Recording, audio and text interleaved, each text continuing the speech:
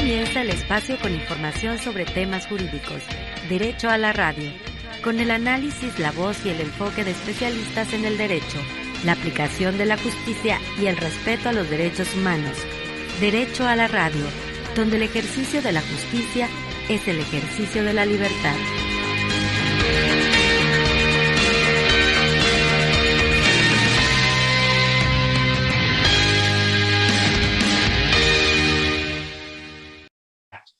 Muy buenas tardes, tengan todas y todos ustedes, sean bienvenidas y bienvenidos a un programa más de Derecho a la Radio. Como cada miércoles en punto a las 19 horas nos encontramos transmitiendo desde el 94.9 Universo FM, la estación de la Universidad de Colima, pero también lo hacemos a través del Facebook Facultad de Derecho Oficial y del canal de YouTube Facultad de Derecho UCOL. Y bueno, como cada semana se encuentra aquí en un micrófono nuestra amiga Bárbara Mancera. Hola Bárbara, muy buena tarde. Hola Enoch, ¿cómo estás? Bueno, tarde-noche, te saludo a ti, por supuesto, nuestra amable audiencia. Hay que recordarles que como cada sábado a la 1 de la tarde también pueden sintonizar esta retransmisión, en donde, pues por supuesto, en esta estación radio de la Universidad de Colima, 94.9. El día de hoy, además, vamos a abordar un tema muy interesante, muy pertinente, seguramente hemos escuchado un poco las noticias en las últimas semanas, es el tema de derechos de autor y sus implicaciones legales. Así es, Bárbara, un tema por demás interesante. ¿Y qué te parece, si tú estás de acuerdo? Iniciamos nuestro programa como tradicionalmente lo hacemos y es con la participación del doctor José Ángel Méndez Rivera, quien presenta la editorial de este día. Adelante, doctor Méndez. Muy buenas noches desde Colima, México. Bueno, pues el tema del editorial es derecho de autor y acceso a la cultura como derecho. Para autores argentinos como Germán Darsch, entre otros, se viene desarrollando un fuerte debate respecto del derecho de autor y el acceso a la cultura como derecho a partir de la enorme capacidad de acceso de los usuarios de Internet para copiar y compartir bienes culturales en formato digital. Para los defensores de los derechos de autor se debe endurecer la legislación de propiedad intelectual, particularmente para proteger económicamente los derechos de los autores. Mientras que para los defensores de libre acceso a la cultura como derecho, la legislación de derecho de autor debe seguir la tendencia de proteger ampliamente los derechos humanos, entre los que se encuentra el derecho de acceso libre y gratuito a la cultura y al conocimiento. Esta última postura la fundamentan en el argumento de que los objetos digitales, específicamente los de carácter cultural, no son económicamente iguales que los objetos materiales, ya que los objetos digitales de carácter cultural pueden copiarse y compartirse con otras personas sin que esto signifique ninguna pérdida para su autor original, siempre que éste sea reconocido y haya sido remunerado su trabajo desde una institución pública o privada. En cambio, en la apropiación de objetos materiales por parte de una persona mediante compra al propietario, supone su destrucción en el caso de bienes materiales consumibles, o la renuncia del propietario a su propiedad en el caso de bienes materiales durables. Así, la economía de los bienes materiales es una economía de la escasez, en tanto que la de bienes culturales digitales será una economía de la abundancia de carácter intergeneracional, puesto que es un legado cultural basado en la socialización del conocimiento desde generaciones pasadas, rescatado y ampliado por las generaciones presentes y proyectado a las generaciones futuras. ¿Y usted qué opina? Muchas gracias por su atención. Ok, ahora toca agradecer al doctor José Ángel Méndez Rivera por la lectura de este editorial. Una vez que escuchamos la editorial, continuamos con la sección de entrevista y a continuación está la doctora Laura Sofía Gómez Madrigal. Ella es tutora de los cursos de Derecho de Autor de la Organización Mundial de la Propiedad Intelectual. Bienvenida, doctora Sofía, a ese su programa Derecho a la Radio. Muchas gracias por la invitación, doctor Morán, Bárbara, qué gusto saludarlos. Doctor Ángel Méndez, qué bonito texto editorial. También soy orgullosa egresada de la Facultad de Derecho y es un gusto estar con ustedes otra vez participando en este programa. Gracias. Muchas gracias por aceptar la invitación, doctora. Y bueno, para empezar un poco introduciéndonos en el tema, ¿nos puede compartir qué se entiende por derechos de autor y también un poco qué creaciones o ideas son las que se regulan o protegen por estos derechos de autor? Sí, cómo no. El derecho de autor es un derecho muy particular. que va sobre las obras del espíritu humano con un carácter de originalidad. Si se fijan bien, el Estado ha creado el concepto de propiedad privada para beneficiarnos con cosas materiales, cosas de las que nos podemos apropiar. Sin embargo, existe otra serie de derechos de los que el Estado nos permite apropiarnos que son intangibles. En este caso, el ejemplo más claro es el de los derechos de autor, que representa la protección de las obras musicales, libros, bases de datos, videojuegos, programas de cómputo, que no están, que son de creación original por una persona o personas determinadas y que el Estado protege a través de una legislación o da una protección jurídica sobre la misma con una característica muy particular, que esta protección va por un tiempo determinado. En el caso de un bien tangible como un carro, una casa, pues seremos propietarios de ella hasta que el bien sea traspasado a otra persona o hasta que desaparezca, el bien se destruya. Sin embargo, en este caso de los derechos de autor, al ser un bien intangible, somos propietarios del mismo. Durante la vida del autor va a ser el propietario del mismo y un tiempo después de su muerte para sus herederos. Entonces, es una característica muy particular que tiene el derecho de autor. Entonces, doctor, a partir de esta reflexión que nos comparte y para ahondar un poco más en el tema, la pregunta sería justamente cuánto tiempo dura dicha protección y en qué momento la obra pasa a ser de dominio público. Mire, en este caso va a depender de cada legislación nacional. A nivel internacional existe el tratado, un convenio de Berna, que establece que va a ser la protección durante la vida del autor y 50 años después de su muerte para sus herederos o quien haya decidido él dejarles estas regalías. Sin embargo, cada país va variando conforme sus intereses las legislaciones. Para el caso de nuestro país, la protección se da durante la vida del autor y 100 años después de su muerte, para sus herederos o para quien haya comprado los derechos. Una característica muy importante del derecho de autor es que tiene dos vertientes, un derecho moral y un derecho patrimonial. Cuando hablamos de la propiedad y la explotación económica de una obra, obviamente nos estamos refiriendo a la parte patrimonial de los derechos de autor. Sin embargo, es muy interesante la parte moral de estos, porque estos son intransferibles, inviolables y nunca van a terminar en el tiempo. Es decir, a pesar de que una obra ya no esté protegida por el derecho patrimonial, eso no implica que yo pueda cambiar el nombre del autor y decir que yo fui el autor de cierta obra. Es un derecho moral intrínseco apegado a la personalidad del ser humano o de quien lo creó, como una forma de que viva y transmita este espíritu a otras personas. Uno de los motivos de ser, y esto también quiero destacar, de una duración determinada de los derechos de autor es que al final cualquier persona, cualquier artista, cualquier creador se nutrió, estudió de lo que vivió, de sus experiencias, de lo que existió a su alrededor para poder crear.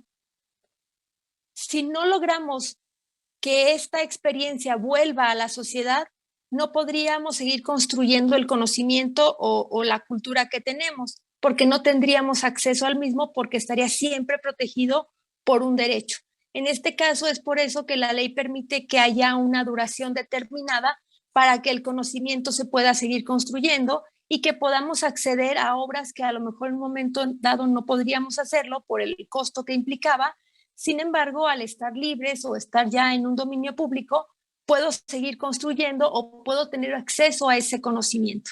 Por eso es esta importante variante de los derechos de autor que tienen una caducidad en el tiempo, la parte patrimonial. Porque si no, entonces, ¿cómo seguiríamos creciendo como sociedad?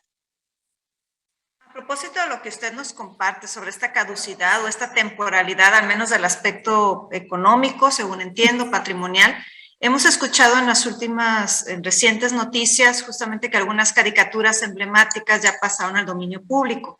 ¿Nos puede explicar qué implicaciones tiene esto? Claro que sí. Hay un listado a nivel nacional e internacional que se lleva de las obras que cada año caen al dominio público para saber exactamente que no estemos cometiendo un plagio o utilizando una obra a la que no tengamos derecho. Pues cada año, dependiendo de la legislación de cada país, se publica el 1 de enero el listado de obras que ya están en dominio público. Es decir, de las que puedo hacer uso del derecho patrimonial, de las que puedo reproducir sin pagar regalías, Obviamente sin afectar la parte moral, no le voy a cambiar el nombre del autor, no le voy a cambiar el final al libro, a la historia, etcétera, pero que ya puedo reproducirla sin pagar un derecho de autor.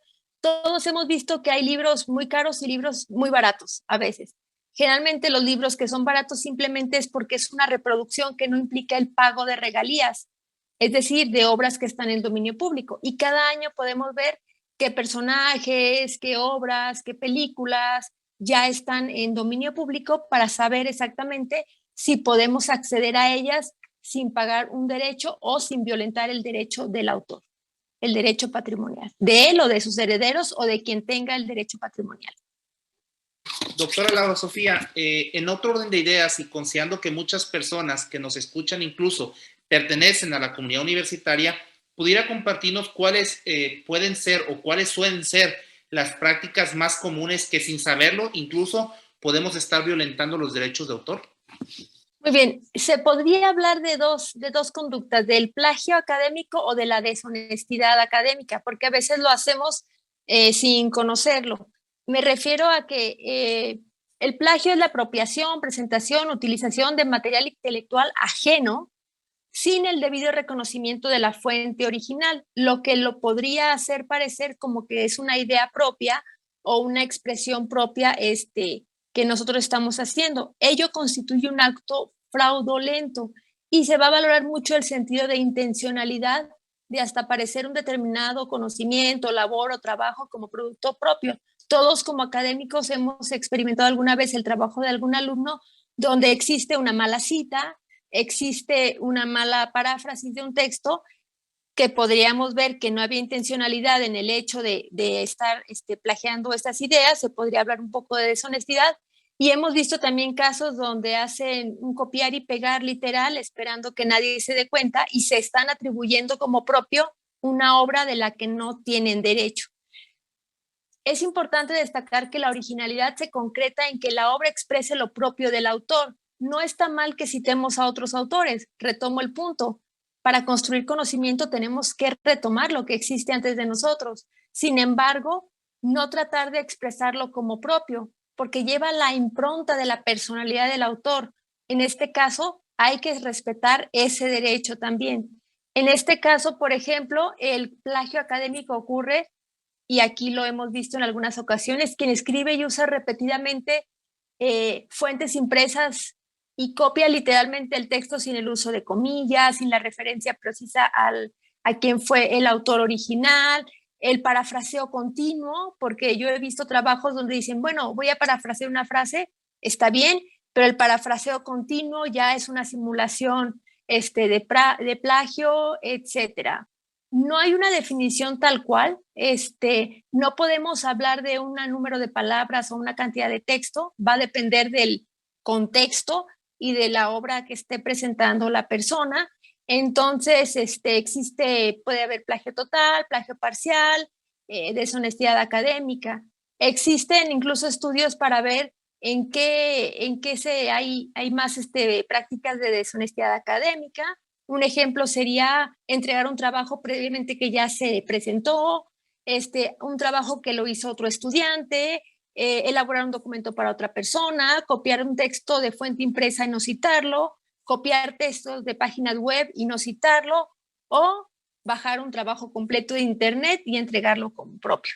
Actualmente, ahora sí que las herramientas en línea ya existen y permiten programas que nos ayudan a identificar cuando existe un plagio. Entonces, al azar se copia y se pega un párrafo en uno de estos programas y se marca con un color las partes que son copiadas textualmente de otro, y ya eso facilita mucho para detectar el plagio. Entonces, es muy lamentable que en el ámbito académico ocurra esto, sin que ello implique que no se pueda hacer uso de obras protegidas por el derecho de autor para el estudio. Es decir, hay un libro, no tengo dinero para comprarlo, pero ocupo cierta parte, la puedo fotocopiar para el uso privado, es una excepción al derecho de autor o al derecho patrimonial de autor, que un profesor, por ejemplo, remita a cierta fuente también.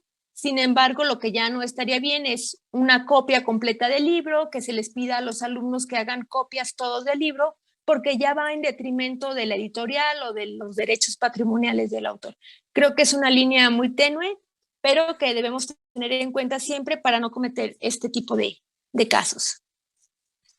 Doctora, apelando también a su experiencia en la Universidad de Colima y fuera de la Universidad de Colima, ahora usted, pues justamente en la Universidad Mundial de la Propiedad Intelectual, ¿nos puede compartir qué consecuencias existen al interior de la universidad o las universidades o incluso frente a los tribunales cuando se comete algún o se viola algún derecho de autor? Bueno, en este caso estaríamos hablando que hay dos tipos de violaciones, el derecho patrimonial y el derecho moral del autor. Entonces sí existe en la Ley Federal del Derecho de Autor, en el caso de México, disposiciones específicas sobre lo que es el plagio e incluso regulación sobre las medidas tecnológicas, sobre programas de cómputo, etcétera, para que no se puedan copiar las licencias. Un programa de cómputo, al final lo que adquirimos es una licencia.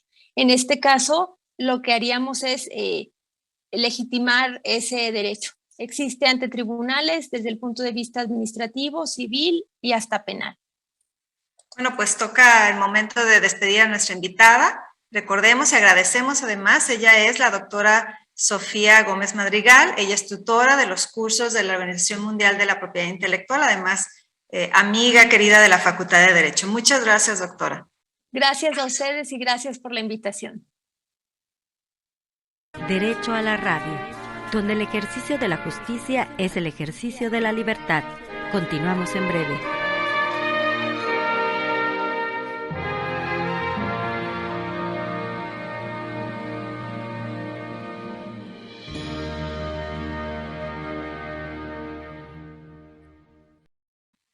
Y ahora, continuando con el programa, nos toca saludar a nuestro amigo, el licenciado Francisco Javier Mayoral Flores. Recordemos, él es director del bufete jurídico de la Facultad de Derecho de la Universidad de Colima, quien el día de hoy va a tocar el tema de la compraventa de inmuebles con dominio pleno. ¿Qué tal, licenciado?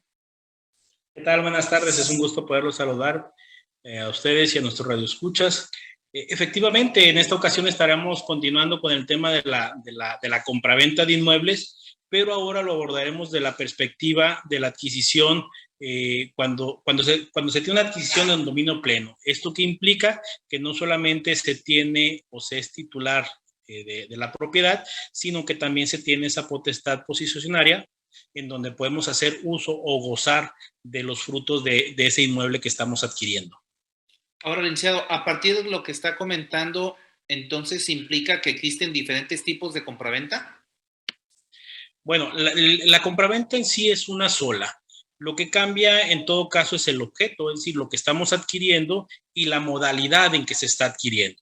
Cuando hablamos, por ejemplo, de la adquisición de un inmueble, podemos adquirir una porción de este o podemos adquirir toda la propiedad. Como lo habíamos comentado en el caso del programa anterior, pues se podía adquirir una porción, un porcentaje y éramos copropietarios o nos convertíamos en copropietarios. Cuando adquirimos el pleno dominio, implica que somos únicos propietarios y que podemos disponer a libertad de este inmueble. Nos compartía, licenciado, entonces que la compraventa puede ser diferente objeto, diferente modalidad. ¿Nos puede compartir si existe una formalidad en específico para llevar a cabo una compraventa? De hecho, en nuestra legislación sí se establece, cuando se trata de inmuebles, nos hace una referencia realmente al valor del objeto, que considerando la venta de inmuebles, pues prácticamente todos ingresarían y deben de constar en documento, es decir, debe de existir un documento. Lo que sí nos permite la ley es que ese documento pueda ser un documento privado firmado ante 2 testigos al menos y ratificado ante un fedatario público, o bien directamente ir con el notario y que éste lo genere en un instrumento público como tal.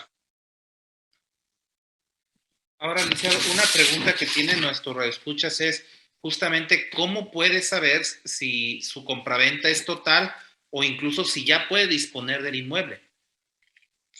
Claro, es importante que en el propio documento que se genere podamos nosotros identificar que se está adquiriendo la totalidad del inmueble, que es lo que yo les comentaba con el derecho de adquisición, pero también que tenemos la libertad de posesión o que tenemos la posesión plena. Esto implica que podamos usarlo o que podamos obtener los beneficios de este inmueble. Hay contratos en donde nos expresan que es una porción y en ese momento nos estarían limitando uno de los elementos que sería la posesión y entonces estaríamos hablando que no podemos tener una adquisición plena de ese inmueble. Licenciado, y si yo ya me di cuenta que efectivamente la compraventa que hice no es con disposición plena o no puedo hacer uso del bien inmueble, ¿qué acciones puedo emprender? Bueno, dependerá de igual manera del propio contenido del documento, porque en algunos momentos esos documentos están condicionados a un evento futuro. Y esto nos permitiría saber o podría darnos la pauta para exigir el cumplimiento del propio contrato de compraventa. Es decir, que exijamos a nuestro vendedor que cumpla todas esas condiciones para poder entonces tener ese pleno dominio. O en su momento, si no estamos en las condiciones de hacer que se exija ese documento, pues podríamos solicitar que se resarza el daño que se nos ha causado. Es decir, que se dé por terminado anticipadamente ese contrato y que se nos puedan cubrir los daños o perjuicios que se han generado en virtud a un error, en este caso el no haber sabido que era una compraventa de un bien inmueble en su totalidad. Ahora, justamente a partir de esto que menciona el licenciado, ¿ante qué autoridad se debe acudir para hacer valer los derechos que derivan justamente de la compraventa de un bien inmueble? Bueno, tratándose de una compraventa de un particular, tendríamos que acudir ante un juzgado de lo civil. Esa sería la autoridad competente para conocer de nuestro asunto, pero sí hay que tener el documento en el cual nosotros adquirimos la compraventa. ¿Esto qué implica? Que si nosotros compramos un inmueble, pero no tenemos la formalidad, ya sea el documento privado firmado ante testigos y fedatario público ratificado o directamente ante notario, primero tendríamos que, ante esa propia autoridad, hacer un medio preparatorio, perfeccionar el propio contrato y luego entonces solicitar, como lo había dicho anteriormente, el cumplimiento del contrato o la terminación del propio contrato. Y si algún usuario, algún radioescucha tiene mayores dudas o más dudas sobre este tema, ¿podría acudir al bufete jurídico de la Facultad de Derecho?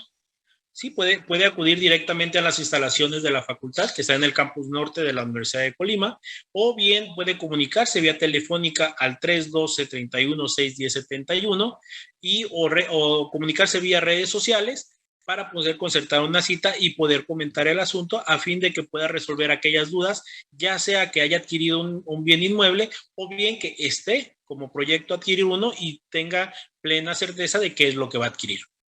Muchas gracias, licenciado Mayoral, por su tiempo. Despedimos al licenciado Francisco Javier Mayoral Flores, coordinador del bufete jurídico de la Facultad de Derecho, Universidad de Colima. Gracias por estar con nosotros en cada programa. Bueno, Bárbara, un programa como todos, muy interesante, con dos temas relevantes. Este último relativo a la compraventa. Además, tienes toda la razón, Enoc. Además, hay que recordarle a nuestra audiencia que pueden seguir proponiéndonos temas a través de nuestras redes sociales, a través de mensajes de texto privado o incluso público, para que nosotros podamos someterlo también al comité editorial, quienes están siempre alertas, atentos a proponer temáticas que sean de interés para nuestra audiencia. Así es, Bárbara. Vamos a despedir el programa. Desafortunadamente el tiempo ya se agotó.